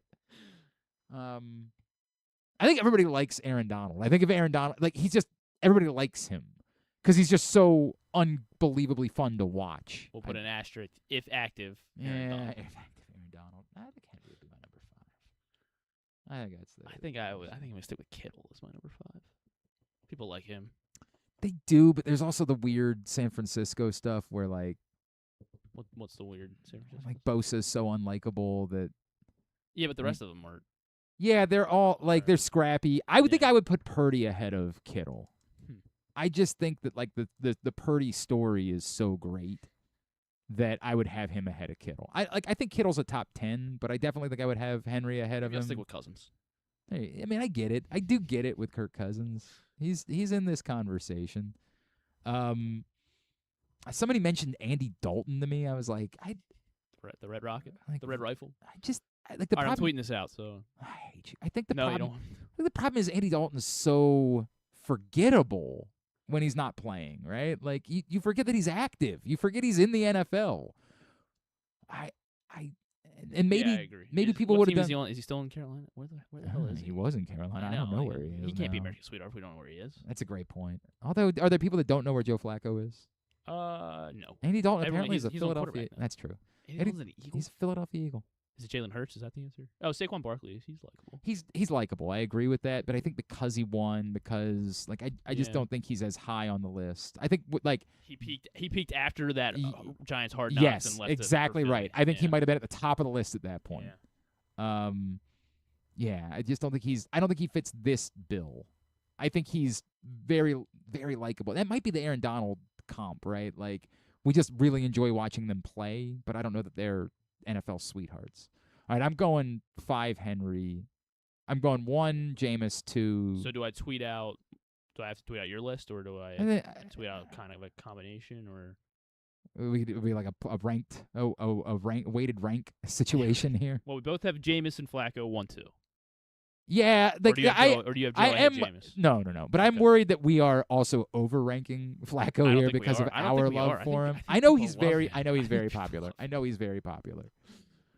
everybody enjoyed like the Unk Bowl last year. Yeah. Maybe not in Pittsburgh; they don't love him. But yeah, the icy hot bowl, whatever you wanted to call it last year. Yeah, I think I'd go Jameis. Evans, Garrett. You have Evans ahead of Garrett, but I think Garrett's ahead of Evans. So we can swap them. You want to swap them, or I guess, do we each get one or the other? Like, either you can have Kittle over Henry. I think I'm going to have Cousins over Kittle.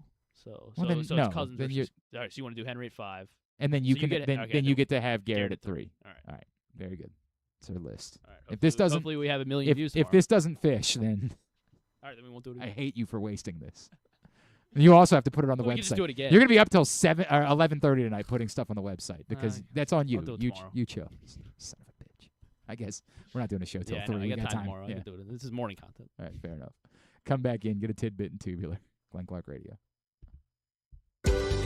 This is Stan the Fan. You know we talk all the time about our O's stepping up in the big moments, delivering when it matters most. If you've been injured in a car accident anywhere around Baltimore, that's your big moment, and you need someone who delivers. That's why I'm here to tell you about Warnken Injury Lawyers. They fight for Baltimore families every single day. Insurance companies play games. Warnken plays to win. So call 443-RESULTS. That's 443-RESULTS, or go to warnkenlaw.com. When you need results, it's right there in the number, 443-RESULTS. Your car is more than just a ride. It's an investment. At Leading Edge Auto Body in Mount Washington, we've spent over 20 years perfecting the art of repair. From high-end imports to your trusted daily driver, we handle all makes and models with elite precision. Our team holds the highest honors in the industry, including ASE Master, iCar Platinum, and specialized aluminum certifications. We make it easy with free towing, pickup, and delivery because at Leading Edge, customer satisfaction comes first. And remember, with insurance, it's your car and it's your choice. Choose the experts. Leading Edge Auto Body. Quality you can see. Service you can trust. Go to leadingedgeautobody.com today. When you feel invisible, exhausted, stressed, or anxious, when you have days that just feel too hard to get through, you are not alone. If you or someone you love is struggling with mental health or problems with drugs or alcohol, help is right in your hands. Call or text 988 to get support whenever you need it. Help is here. Call or text 988. Brought to you by Maryland Department of Health. The stars are shining brighter at Live Casino this summer. Celebrate America's 250th with $1 million. Earn entries daily July 1st through August 29th and snap a pic with our game board for a chance to win $100 in free play every week. We'll draw 50 free play winners each Saturday and $1 million winner on August 29th. Light it up at Live Casino. At Arundel Mills, must be 21. Please play responsibly. For help, visit mdgamblinghelp.org or call 1-800-GAMBLER. Gambling can be a fun and entertaining experience, but there are risks involved. If you're planning on betting on the game at the casino or on your phone or computer, know your limit, stay within it. Set a budget and a time to stop. Remember, gambling isn't a financial solution, and it doesn't mix well with alcohol or drugs. Know the risks and have a plan before you begin gambling. For free and confidential services, call 1-800-GAMBLER 24/7 or go to helpmygamblingproblem.org. The latest edition of Pressbox is available now. On the cover, Dave LaMonaco profiles Orioles play-by-play voice Kevin Brown, looking at his rise as an amiable mainstay and one of the top voices in all of baseball. Also inside, Antonio Barbera looks at whether the championship window is narrowing for the Ravens veteran core, and our special travel section with a look at sports tourism options throughout Maryland for you and your family to enjoy this summer. Pressbox is available for free at over 250 locations throughout the region, including your Baltimore area High's Dairy stores. Plus, you can read the entire issue online at PressBoxOnline.com, where you can also find great betting advice and the best daily coverage of the Orioles, Ravens, and Terps. Contrary to what some people believe, I actually like this guy when he sleeps. Glenn Clark, talking sports. All right, winding down. So Ethan Posick got cleared. I remember we were talking about centers a while back and like looking at the list, and I was like, "Why is Ethan Posick on there?" And we found out that he was hurt. Apparently, he has been cleared by his doctors. This is according to Adam Schefter. Tore his Achilles last December. Recently was cleared by Dr. Norman Waldrop to participate in training camp. Posick is a free agent and is said by a source to be, quote, full go, unquote. All right, so we're back. Seems like it would make a fair bit of sense for him to be on the Ravens' radar. Ethan Posick apparently cleared who had started at center last year for the Cleveland Browns. Let's get a tidbit. Tidbit is brought to you today by the print issue of Press Box, which is available for free at your neighborhood High's dairy stores. Everywhere else around town where you find Press Box, you can read it all at PressBoxOnline.com. Great cover story about Orioles play-by-play voice Kevin Brown. Go get that today. Also, shout out John Little Rock, who, unlike you, when you disgracefully lost the Jake game yesterday, John immediately came to congratulate you on your victory today. Oh, thanks, Sean. Immediately, because you know what? He's a gentleman. Well, I mean, it was obvious, and you're though. an ass. We weren't going to lose. Oh. Still, it was a very gentlemanly thing to do for him to come tip his cap and show respect. Do we have any idea if Tim knows that he's... I doubt it. We should check in on both Tim and Ryan. So it looks like, apparently we only get 4 points for these semifinal games. I thought we were getting 5. Oh? So what does that mean? So that means that most I can tie with Tim. So we would split the pot? Did we discuss that? Yeah, we'd split the pot at that point. Or what if we shoot like PKs on Ryan? Now that... If we tie. I'm in for that. I am in Tim for and I that. take turns. I'm in. What if you Shoot shot him penalties? against William Vanzella? Oh, jeez. I guess we could. But Yeah, it's one both of of us. you doing Yeah, it, just right? one of us Like, makes one. How did we do when we did Robo Goalie down at? Do you remember that? We when did we bad. did? Yeah, I do remember that. Neither one of us got a. No, I don't think either of us was remotely close. Yeah, I think it was pretty ugly when we faced the I may Robo just, like, Goalie down be- at Live yeah, I know, Casino I'm- and Hotel. God, that was an entire. blast. You bet with us for 2 World Cups. Wow. Yeah. Wow. Well, yeah. I guess. Yeah. I guess you started in 2020, didn't you? 22. Yeah, that was No, like 20 the first. yeah, that was one of 22. the first Yeah, 22. things that happened. Yeah. No, it was the summer of 22. I remember Summer of because that was I 22. did the So I it did was- the World Lacrosse Championships. Yeah, that's wild. Yeah, 2 World Cups. I can't believe we haven't fired you. I can't believe it. Can't believe it. You survived the no call no show. Jeez. All right, go ahead. Just that good, I guess. Right. I guess that's what it is. What did I want to do here for this? Dylan Cease yesterday did something in the All-Star game that hasn't been done in 20 years. I'm sure he did. 3 strikeouts in the first inning. Wow. Last guy to do that? How many years did you say? It was 2006. 20 years ago. Mark Mulder. No. Was it a mark? No. Was it an He athletic? No, he did not throw a perfect game. His teammate threw a perfect game. Teammate threw. Was he teammates with them at this time? I don't know. Okay. He was a Giant at some point. I'm not sure if he was in 2006. He was a Giant at some point. Yeah. Well, I was gonna then. I mean, no, that would be before Bum, right? Lincecum? No. 2006 and was a Giant at some point. 2006 and was a Giant at some point. I don't know that I know the answer to this. Kane. No, not Kane. Vogelsong. Not Vogelsong. I'm just thinking of guys like the fact that you said Giant at some point is really screwing me up. I'm thinking of guys who were definitively Giants and not guys that might have been a Giant briefly at some point.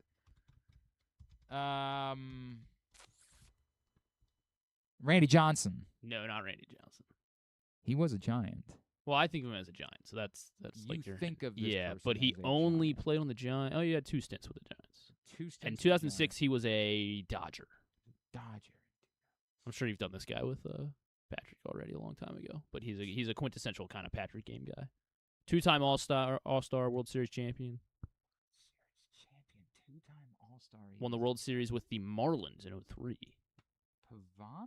No. Won the... Beckett. Was he not... Beckett was never a Giant. Why did he not get credit for... He was a Giant in 2012, so why did he not get credit as a World Series champion that year? Was Penny? Yeah, Brad Penny.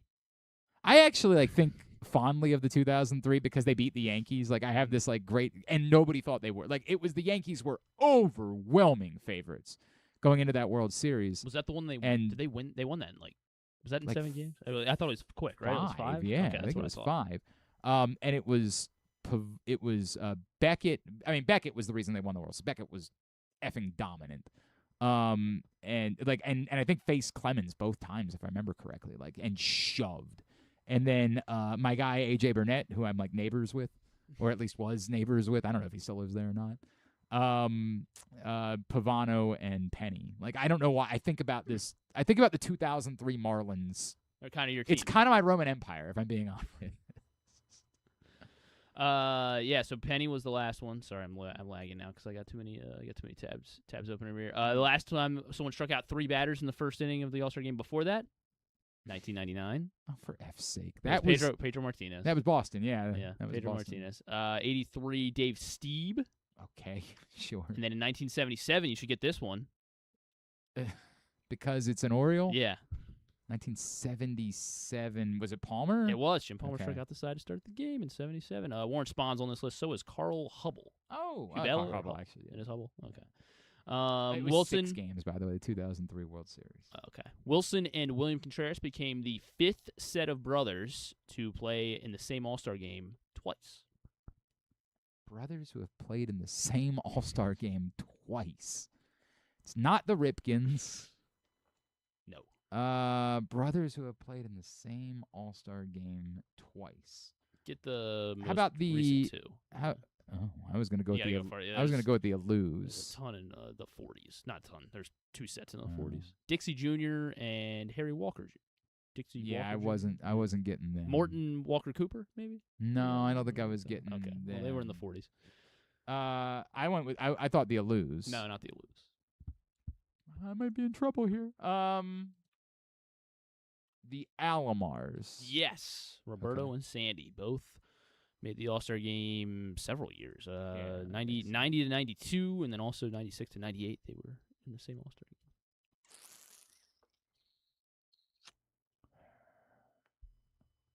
It's not the Canseco's. 1950 was this. The DiMaggios? The DiMaggios. Dom and Joe Dom DiMaggio. and Does Joe not happen DiMaggio. often. I don't think of Dom DiMaggio as being an all-star. I Yeah. think of him as just being Joe's brother. Maybe I've been Must have disrespectful. made it. Maybe he made it. He probably only made it like 3 times then, I guess. That was just 3 years that they were together, and we can end on Dom that. DiMaggio was a 7-time all-star. Holy smokes. I am dramatically disrespectful to Dom DiMaggio. I think of him as legitimate being Ozzie Canseco. I think of him as being, what was Ricky Henderson's brother? Dave Henderson. I think of him as being like an irrelevant, like part of this. That's wild, man. That is crazy. Actually, I don't even know if Dave Henderson was Ricky Henderson's brother. He was, right? Maybe he wasn't. You would know better than Were Dave Henderson and Ricky Henderson related? They're just random Hendersons. I mean, I know that Ozzie Canseco was Jose's brother. Maybe Dave Henderson and Ricky Henderson were not related, and that was just me. They were not related. Son of a bitch. They weren't related. Ricky Henderson did not have any brothers who played in the That Major is Leagues. wild. I would have, for my entire life, assumed. I was a young man. It's not a topic I thought about. He had 4 brothers. None of them could make the major. Ricky Henderson and Dave Henderson were brothers. I would have just assumed that for the rest of my life. Ozzie Canseco, definitively Jose Canseco's brother. Definitively. There's no debate about that. Bill Ripken, maybe or maybe not Cal Ripken's brother. There's a lot of debate about Gemini that. says you're not alone. Often people confuse. Often, 100% would have bet my life that Dave Henderson and Ricky Henderson were brothers. Often people who don't know baseball very well don't. Is that what it says right it there? does. That's It says- crazy. That's crazy. All right, you hit the button. We got to stop. It's 8 o'clock. Have you ever thought of taking a cruise to these wonderful destinations with sunny skies and beautiful beaches? Well, wait no longer. We're ready for you to cruise from the Cruise Maryland Terminal. Have a little phrase that you can go from baggage to margarita in about 15 minutes. Choose fun with an array of destinations, onboard activities, entertainment, and world-class cuisine. Contact your travel agent and book your cruise today. Let your adventure begin. Nothing going on the Sweethearts so far. Nothing. It's been a couple minutes. Nothing. I feel like we needed to make an image, like an infographic. I think that's part of the problem, is that, like, what works is graphics, not just names. Sometimes. I think All you, right, we'll I think find you screwed that up there. I think in your rush. Well, maybe to we get just do it out again. there We just try it again. with an infographic. Maybe tomorrow, yeah. If we're still sitting at, like, All right. under a couple thousand views. Yeah, I don't think this one's going to take off. Yeah, nothing, because the only thing that was worth watching today was the soccer match. So if you have... Not true. If you hate yourself, you can watch the ESPY Awards tonight. They're on ABC at 8 o'clock. Good programming. With Yeah, Marcelo Hernandez. I do like Marcelo. There was, I don't know if I talked about the group that we went with Tanzania. there were the 5 of us in our family, but it was a tour group of 19, I think, or no, 24 people. Wow. And there was another family. It was a mom, a dad, a son. All the young, like all the boys were buddies with each other and like kind of brought all of us together. It was a great group of people. I really like being around them. But and some Belgians? No, they were not in our group. They were not they in just your happened to be staying at the same place. Okay. Got it. Our group was all Americans, and as it should be. And you were the only one of the 24 that wanted the. Yeah, I was a little disappointed by that because they were definitely like the morning that Argentina was playing Switzerland and we were all up, everybody was watching. Everyone in the group was over in the bar watching. Messi just transcends. Yeah, but nobody else lines. woke up at 3 a.m. to watch the U.S. that day. But I say all this to say there was everyone called her Rita. And she was very cool. She was the mom of another one of the fans. She was like my mother-in-law on the trip. But like even her son, Brian, who was on the trip, called her. Brian's was a lacrosse player. Great. I love talking lacrosse with Brian the whole time. From New Canaan, Connecticut, the home of former Loyola star Peter Swindell. We bonded talking about them. But Brian called his mom Rita. Like didn't call her mom. He called her Rita. So everybody talked about Rita. She had to be in a wheelchair sometimes, but she was also very with it a lot of times. And, like, I really enjoyed chatting with her. And one time, I swear to God, we just ended up spending 10 minutes talking about Marcelo Hernandez. She found out that I was a play-by-play guy, and she brought up the sketch that Marcelo Hernandez did one time about, like, play-by-play and, like, the difference between American and Latin, like, play-by-play. Yeah. And we just ended up – I spent – the 83-year-old woman and I spent like 10 minutes in Tanzania talking about Marcelo Hernandez. She's like, I see big things for that young man. I think he's special. My sister saw him. He was at College Park like a year ago or something. Oh, was he like the homecoming comedy? Was, like, yes. Exactly I remember once going to Dane Cook. Ugh. Dane Cook good? I don't think I'm familiar with Dane he filled Cook's Cole Fieldhouse. I know that much. It was packed. I think Mulaney did that a few years back. He was the homecoming comedy show. All right, Marcelo Hernandez hosts the ESPYs tonight. No AJ DeBonsa, so no reason to watch the Wizards. There's nothing. MasterChef is back. Oh, I like that. That's Followed by the premiere of Nation's Dumbest, which we've seen countless commercials for during. I'm gonna probably pass. Hosted by Jack Whitehall. He hosted the SNL UK. The celebrity contestants are gonna be Carmen Electra, Anthony Michael Hall, Ice-T. No. Stop trying to put over Nation's JoJo Dumbest. Siwa? Stop trying to put over the Nation's Dumbest. You love JoJo Siwa. Jerk. There's a new show on Apple TV called Lucky, which looks solid. Anya Taylor-Joy is like she's like on the run kind of here, doing some bad stuff. Timothy I like Oliphant. Anya Taylor-Joy. Me too. Timothy Oliphant, Annette Bening in it as well. Timothy Oliphant, I like him. He was actually, for his little arc on The Office, he was pretty good. That's what he's known for. Yeah. I know it's not what he's known for, but like we think that everything post Michael Scott was ass, and it largely was. I actually think that Will Ferrell's character was okay, and I think that Timothy Oliphant and like the why did you break up with Pam stuff was actually pretty good. It's funny because I don't think the show was very good, but I do think that like James Spader, God bless him, he tried. Like he really tried. So was he really pushed it. What's her face? Yeah, Kathy Bates, obviously. I mean, Kathy Bates is Kathy Bates. Like she's one of the greatest actors of all time. But the show just never. Well, guess what? They gave us like 7 seasons of. Yeah, I know. Great stuff. So God bless them. They tried. They earned the right to do 2 seasons. I would say they were all giving it. They were doing their damnedest, but it just never clicked. It never really worked. Ride or Die on Prime Video, another show as well. Best friends, Octavia Spencer and Hannah Waddingham thought they knew everything about each other until it turns out Hannah Waddingham is an international assassin. I'm not uninterested. The trailer wasn't bad either. I was like, dang, this doesn't. It's not bad. No, it's not bad. It's on Prime Video. I'm not in a rush. I'm going to need people to put it over before I. But it's not an immediate no. The way they did. Plus, then she's just so damn alluring, Hannah Waddingham. And then who you got for season 4 on Netflix? The Ultimatum, Marry or Move On. Move On. That's who I've got. I've got Move On.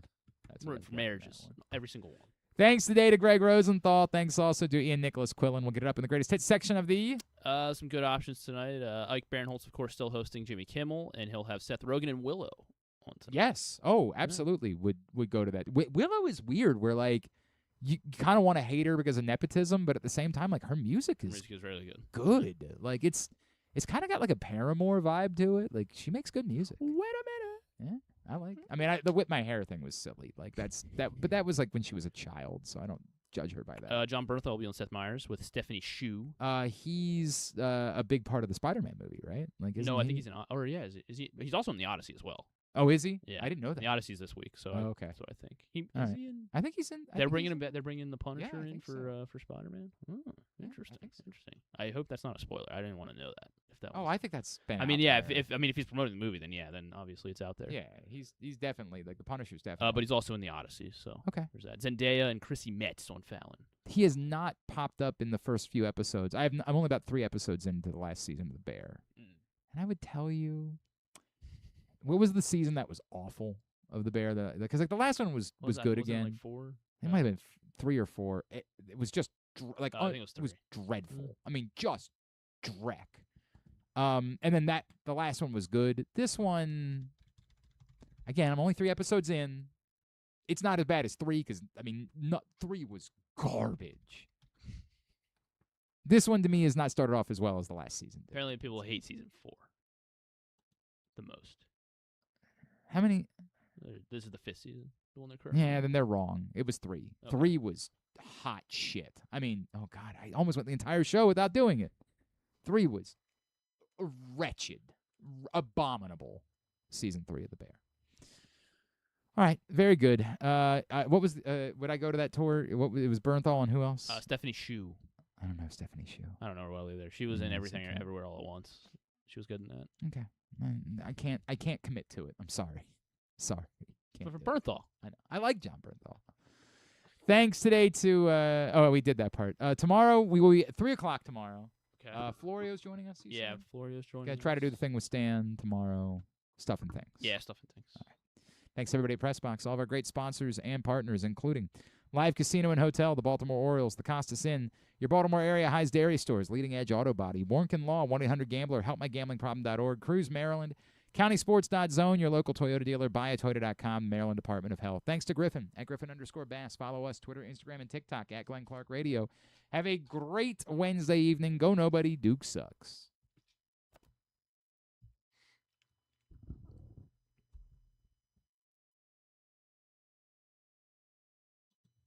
Bruce Murray just got back to me. He said he's been at Fox all day, but he could do tomorrow, probably Friday, if I asked.